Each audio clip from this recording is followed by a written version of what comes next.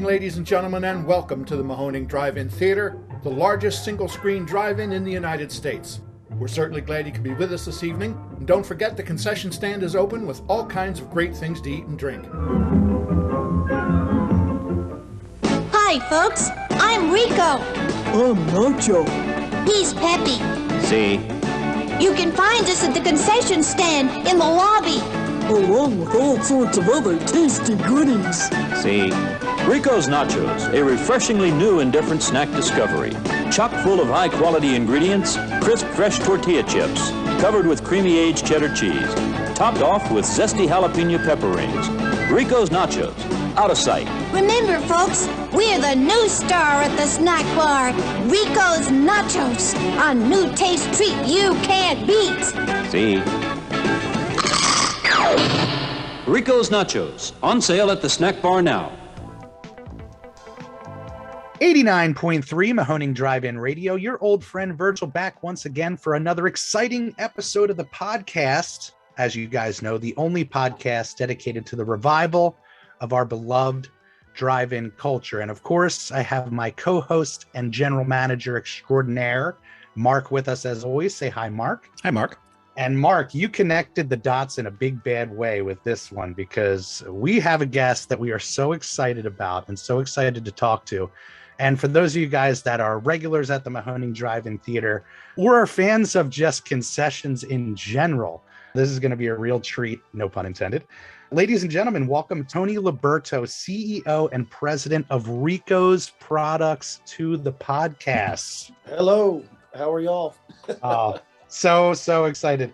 We were chatting a little bit before we started recording, and like I said, Ricos Products and the Mahoning Drive-In Theater have become synonymous. We play the Ricos ad every single night that we're open. It's become a staple. We have that 35 millimeter snippet, and it's become as legend as the Mahoning. People, if we don't play it at the theater, people get concerned. I love it. So the thing we love about Ricos Products and we want to talk to you about, besides the fact that we love it, we love Rico, we love everything about it, is it's a family-run business. You guys have been doing it for over 100 years. Why don't you tell us a little bit about the history of Ricos and how you came into the fold? Because you're fourth generation now, am I correct? That's correct. I'm a fourth generation, yes. We love that. We absolutely love that. So how do things get started? Well, okay, it goes back to late 1800s, 1895 or so. My great-grandfather, Rosario Liberto, was in Cefalù, Sicily. That's where my family's from. And he decided to just go find the American dream, and so he got on a boat. Believe it or not, I have the manifest. When he was 14 years old, his parents sent him, and he came over to the United States through New Orleans, and he kind of scouted around how he could, start up a business. And he went back and forth about 4 or 5 times, and he finally figured out that he could start a family-run, like, Italian grocery store. And he started in Shreveport, Louisiana in the early 1900s, and he basically just had a little grocery store. He was importing a lot of Italian spices and olives and stuff from his homeland, and he was also selling, normal staples that you'd find at a local little grocery store. Amazing. Yeah, and so he started that process early on. He moved from Shreveport to Beaumont because Shreveport had a malaria breakout, and that was their pandemic, like what we're dealing with right now. And so he moved to Beaumont to get away from the shorelines and the mosquitoes, and he started a business in Beaumont called Crescent City Market. He started also importing coffee from Italy, and so he had a coffee roaster in Beaumont and still selling stores, just staple goods and stuff, and importing stuff from Italy. And then he heard about this little town called San Antonio to the southwest of Beaumont. And I say little, it was really a bigger town, the Alamo and all that good stuff. So he moved the family from Beaumont to San Antonio in 1911, I believe, and started the same kind of a process of, selling just local staples and imported goods and stuff. And he actually was selling beef. And I have a picture of him out in front of his local grocery store with a big slab of beef hanging. Oh, man. It's the American dream. The American dream. He made it happen. Wow. He did. And so he had this coffee roaster, and these circuses were coming through San Antonio, and he got the idea to roast peanuts in his coffee roaster and sell roasted peanuts to the people that came to the circus. And that was our first, getting us started in what we call the concession industry, where you're selling food and beverage to people that didn't come to that facility to buy food and beverage. They came to watch the circus, Right. or the ball game, or the movie. Yeah. And so he started selling peanuts, roasted peanuts, to the circuses. And in 1921, I have a picture. It's right here on my wall. I'm looking at it. 1921, the Battle of Flowers parade. He had a Model T Ford decorated up for the parade, and on the side of it, it says 1921 output 400,000 pounds of roasted peanuts. That's incredible. Talk about tenacity, the know-how push, Exactly. and really capitalizing on, a market that really wasn't even there. It was just being born. Exactly. And your product has become infamous for that, as we'll get sure. to. Yeah. Changing the game. For sure. And, my dad has a lot of that tenacity and that entrepreneur spirit in him, like his grandfather did. And his dad did as well. Rico was my actual grandfather. His name was Enrico Liberto. Love it. And so he took over the family business from his father. It's interesting. He had 7 brothers. And my great grandfather said, okay, I'm not going to have them fight over this thing. The oldest started the first, his name was Sam. He started the first Spanish radio station in San Antonio, because Italian and Spanish are very similar languages. Yeah. So he started that. So the oldest had a job. The next oldest was Vincent. He became an oblate priest. We called him Father V. So he wasn't going to run the business. Yeah. And so my grandfather Rico was the third one in line, and his dad gave him the whole business. Wow. And so he the started original Rico right there. He's the original Rico, but we didn't call it back then. We called it Liberto's Specialty back then. Yeah. And my grandfather had glaucoma early in life. He became legally blind in his, I guess, late 50s. And so that forced my dad was in the service, the reserves. Yeah. And it forced him to come to work for his dad right away. And my dad was an only child. And your dad is Frank, right? Frank, correct. Right. Frank started working directly in the business in his early 30s, and Billy took over in his mid 40s because my grandfather became legally blind. But he was still coming into the office every day and driving my dad crazy. Wow. And so Frank just kept the business going. We had a local family distribution facility here in San Antonio. We moved around a few places here and there from different buildings, but we're actually back in our original building that we got in 1968. Oh, I love it. We remodeled it, and we're over here in Southtown San Antonio. We love it. But Dad took over the business. He had that entrepreneur spirit. I always said Dad could sell ice to Eskimos. He'd work the parade routes. We'd sell, all kinds of, just concession type items. We started distributing concessions type items, and we started distributing to movie theaters. And so we were just a distributor to like Santikos that was here in San Antonio. And we had some down in the valley that we were selling to. Right. And so this movie theater business started growing, and he bought another distribution in Dallas. Around what year was that you guys started with the movie? He started that in the early 70s, the distribution to the movie theaters. Yeah. And so we bought another distribution in Dallas, another one in Houston. And so we had Texas kind of covered. Yeah. And so we were distributing anything you'd see in a concession environment. Behind that theater concession environment, we were selling the candies, the cups. And back then it was carbonated beverage, Now it's bag in the box, but we used to sell the big CO2 cans of Coca-Cola and everything. Wow. And the janitorials, the paper goods, everything. We were just a full line theater distributor. The popcorn, the cups, everything. You guys were right there as the multiplex boom was happening, and you were there. Exactly. You were there to kind of, again, push forward your business in that market that was just being born. Yeah, That's we called, incredible. and it's a captive audience. You've got people that are going to be at that facility, and they're going to get hungry, and they're going to get thirsty. Yeah. So it's really an easy place to promote product, right? Oh yeah, and now as you know, movie theaters, they run on concession. That's the only way they stay alive. So it's become its own market. Exactly. So he was doing that, and he went to a restaurant downtown here in San Antonio called Michera. And he ordered nachos, and this is in the early 70s, 74, 75, somewhere around there. Right. And he says, dang, this chips and cheese, it's such a good little snack. He goes, I need to figure out a way I can sell this in a concession environment. Yeah. And so he found a way we bought the cheese sauce. We got the cheese sauce manufactured, and he had chips. We got chips manufactured, and we had these jalapenos, and he says, this is going to work. And the first place he took it was Arlington Stadium, though. He didn't take it to the movie theater. Right. He took it Arlington Stadium, where Texas Rangers played. They used to call it Arlington Stadium. Yeah. Back then, they didn't have big headline, promoters and people that bought those naming rights. Right. It's called Arlington Stadium. He put it in there, and they were worried about it taking the sales away from popcorn and hot dogs in the concession. Like, no, we're not. Popcorn's your highest margin item. And he's like, well, what if I just build a little cart and I put it over here in the hallways of the stadium? They said, all right, build your own carts. Well, he had people lined up, 15, 20 people deep. He has old 8mm film that he was filming this, and you'd hear the crack of a bat, the stadium roar, and nobody got out of line. They stayed there because they wanted nachos. And so that, basically he says that's where the star was born. That's where nachos really became, what they are. And that's really where the company seems to has shifted when, and this was in 76. 76. The first time nachos were ever available in a concession environment. That's mind blowing because you think about nachos, it's such a staple at movie theaters, at ball games, and to think that your father is responsible for bringing us that, it's so cool. The key ingredient that made it a success was pepe, that little jalapeno. Those jalapenos, baby. The jalapeno, because they were concerned that it was going to cannibalize the sale of hot dogs and popcorn, and they were like, we don't want to do that. Actually, all their per caps on all beverages and popcorn and hot dogs all went up after the introduction of concession nachos, because that jalapeno was a spice and it kind of grew in your mouth. So you're like, you know what, I'm going to go get a hot dog now, or I'm going to go get some popcorn now, or I'm going to go get another drink now. And everything went up, and that's where it became newfound money. All the concessions made more money. So after that, we had our theater company we were selling to in Dallas called United Artists Theater.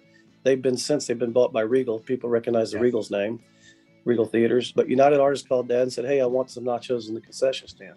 And Dad said, no, it's a messy product. You got these nice velvet seats and carpeting and everything. He goes, no, you'll be calling me to clean your theaters.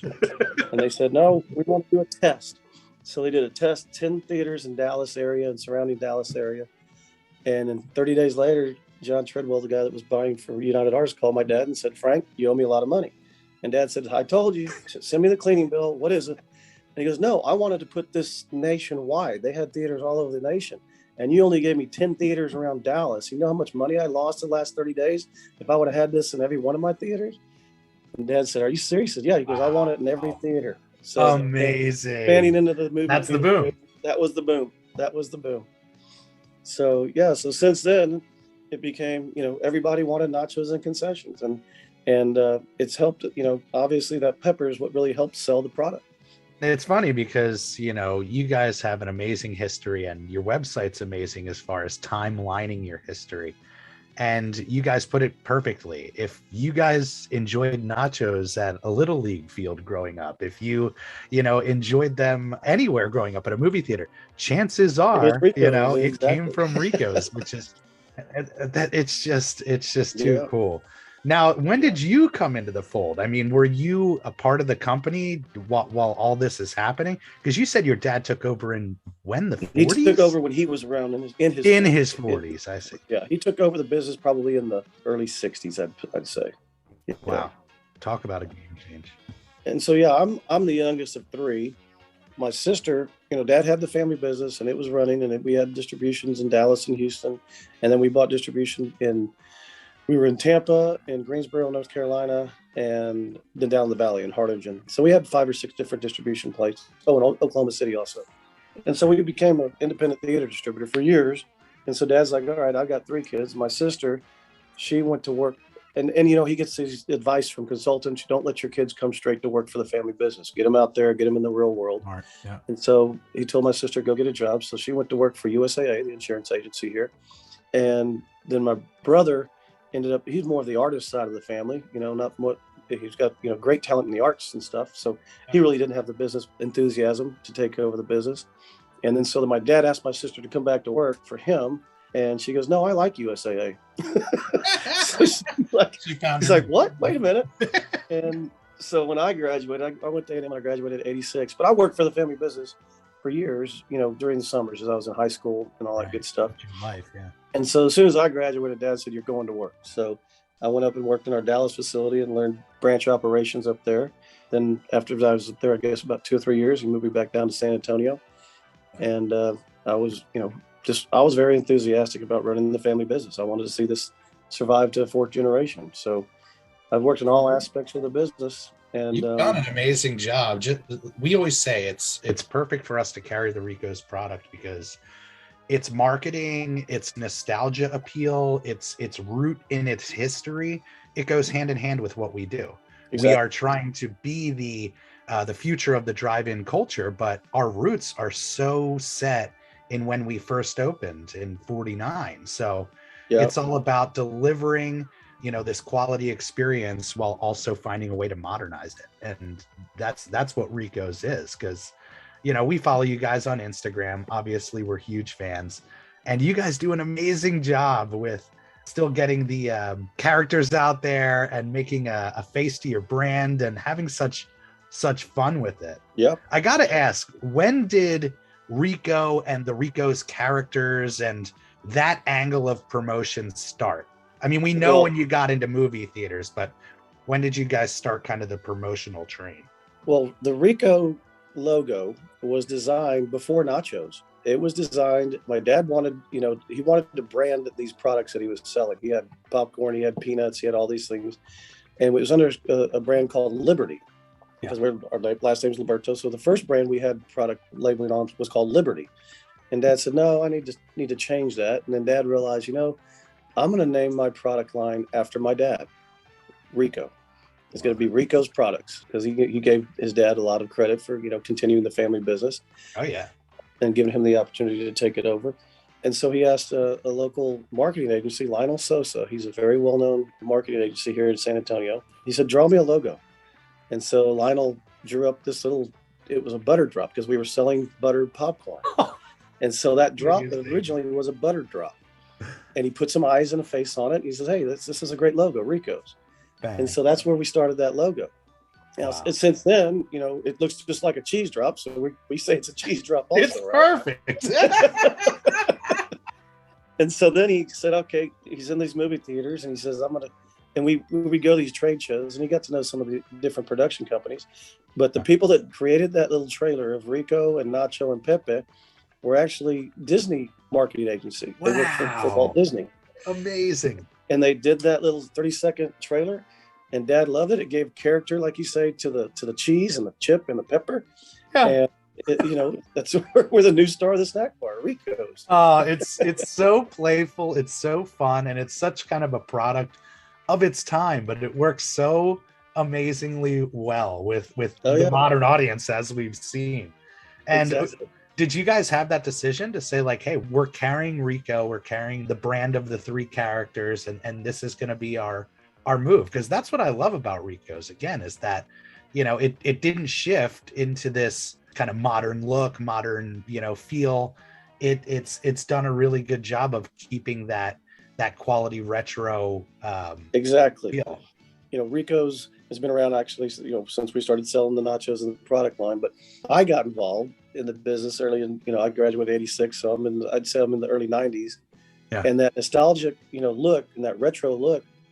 Back then, I was like, well, we need to probably maybe upgrade our logo. And you might recall, some of your viewers might recall, when Coca-Cola redesigned their cans. Oh yeah, remember that? And it failed.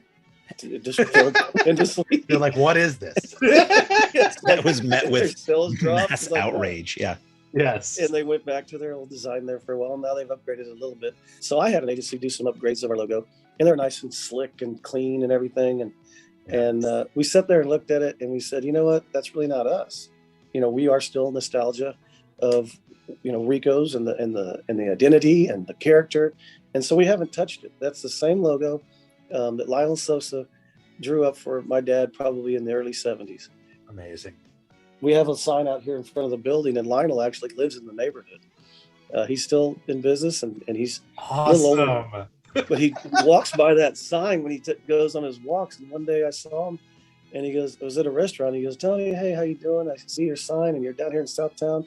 He goes, I walk by that sign every day, and I realized I only charged your dad $250 for logo design. He's like, you know what?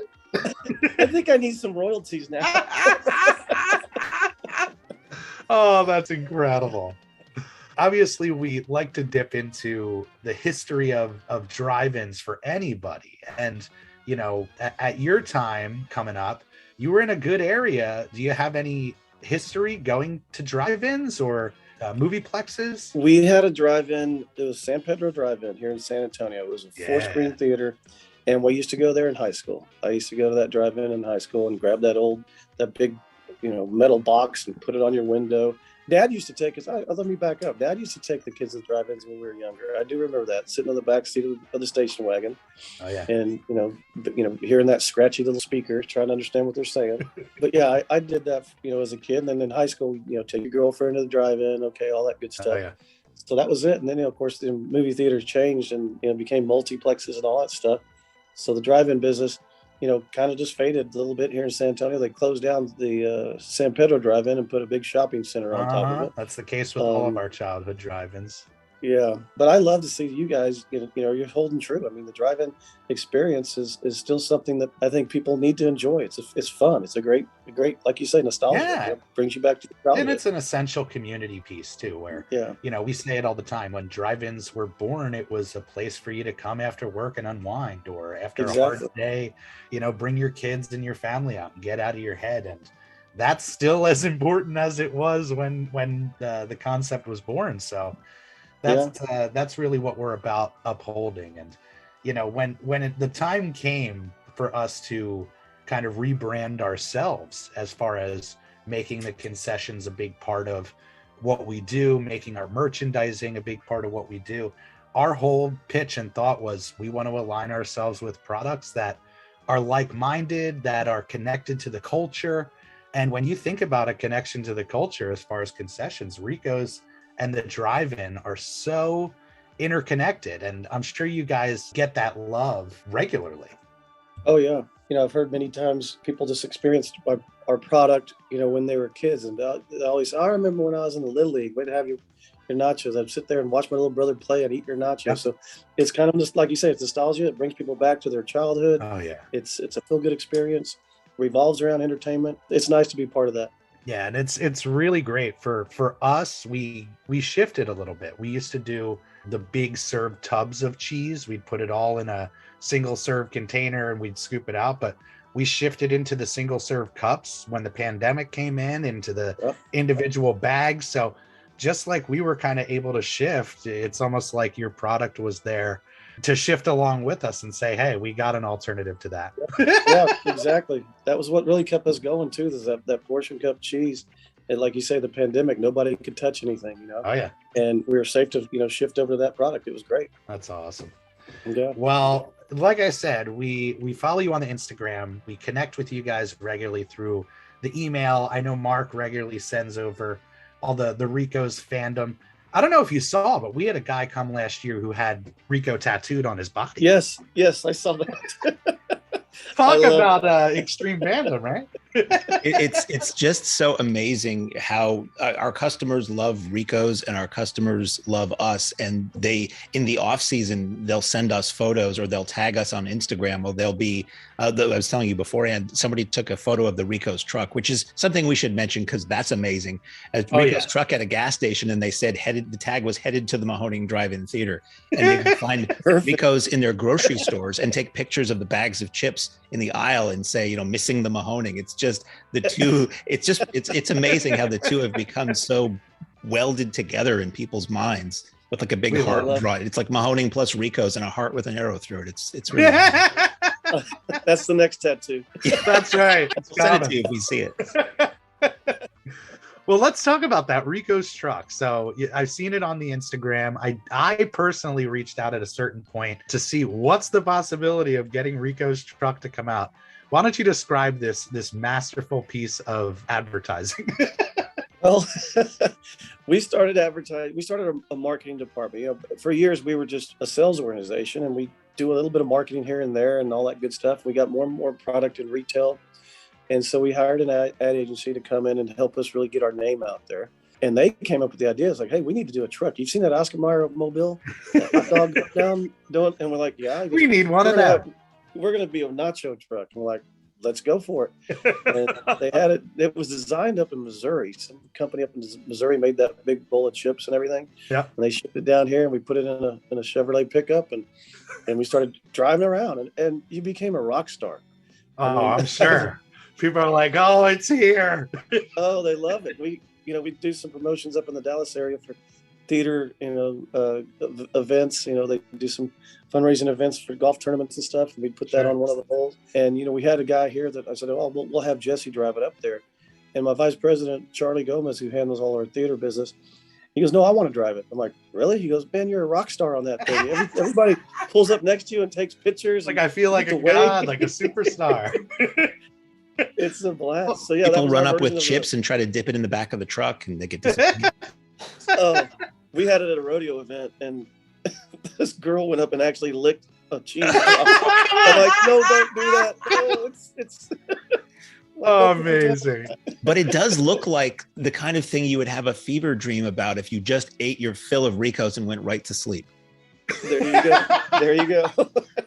It's the truck. It looks like it's overflowing with chips, and it's got the sauce all over it with the jalapenos. It's a sight to see. And we have become kind of a spot for celebrities to stop along their routes and do shows with us and do photo ops and things like that.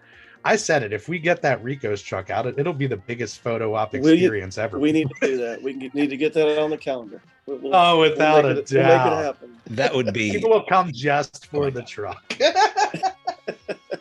We'll make it happen. I love it. Gets regular oil changes, it'll go anywhere. I love it. Yes, that's my dream, is to get a photo behind the wheel of the Rico's Nachos truck. And driving around town for a while, and you'll have a blast. Oh, God. Life is good. Well, Mark, you got any questions for our main man? He's been amazing. Well, one question I had was just in terms of the business you do with the products. Do you see more business in the concession arena or in retail at this point? Well, as we continue to market our brand, we do have retail business in all 50 states, and we have international business. We're in 57 different countries around the world, believe it or not. Wow. When we first had this agency come aboard, we just hired another agency here in town about 6-7 years ago. And they do their data research and all this kind of stuff on our sales and different categories of retail items. And they said, we found that you guys are the biggest brand that nobody really knows about as far as our exposure and how many retail outlets we're in. And so we've really been putting a lot more money into the marketing side of the business for the experience at retail, because that's where you have consumers that have choices, and that's why we got to continue to brand our product and tell them, instead of buying that, go buy Rico's. And so we're really, really focusing on the marketing side of our business right now. And now it's shifted over to digital and social marketing. And that's, a whole nother ball game. And that really helps expose your brand. Our theater concession business is stable. Guys like y'all, we continue to service. We love the product. We love the opportunity to sell to the movie theaters.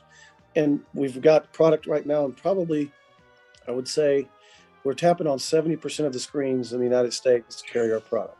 Amazing. And so, that's a strong market for us. We're continuing to try to drive business at the retail area. And, we call it the three legs to our stool. We've got theater business, we've got retail business, and we have international business. And they used to be pretty evenly divided. Now the retail business is starting to stretch a little bit longer than the other two divisions. But we're not turning our back on the theater business, because that's what brought us to the dance. I mean, that's where we got started. And, we have a lot of friends in this industry, and we love it. It's where my dad's heart really was. It's where we got started. So we're gonna stay there. And we love you guys. You're a staple.